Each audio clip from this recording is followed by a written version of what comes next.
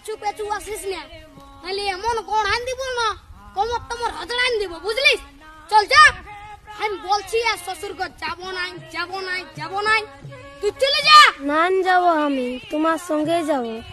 নাই দেবো আমি তোমার তাই দেবো, হ্যাঁ বলে দিচ্ছি, আমার পেছু পেছু আর আসিস না, নাহলে এমন গড়ান দিব না।